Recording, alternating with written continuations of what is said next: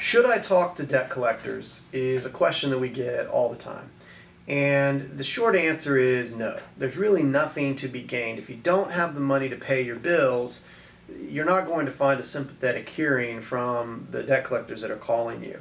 A lot of times the debt collection folks that are calling you are free agents that work from home, and they're sort of independent contractors for the owners of the debt.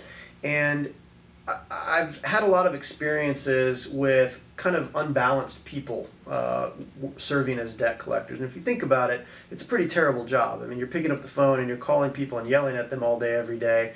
And it takes a special kind of person to want to continue doing that job.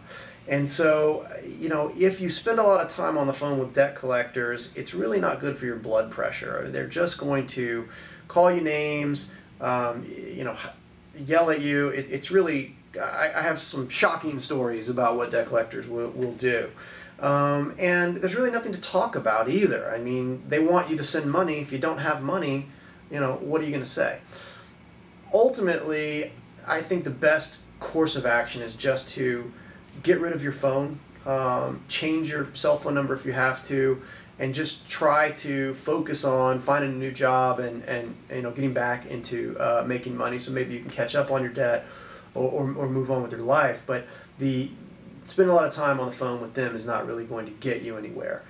If you people always think, well, what are they going to do if I ignore them? Well, probably they're just going to keep calling, because in most cases they know that you don't have anything that they can take anyway, and so it's a waste of their time and money to go file a lawsuit against you, because even if they win and get a judgment, there's nothing they can take with the judgment.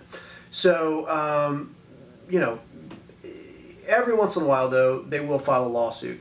And don't panic. You know, go talk to a bankruptcy attorney, and keep in mind that even if they do get an order signed by a judge saying that you owe them money, that's really not anything new, and they still have to find property that they can actually take. In other words, non-exempt property.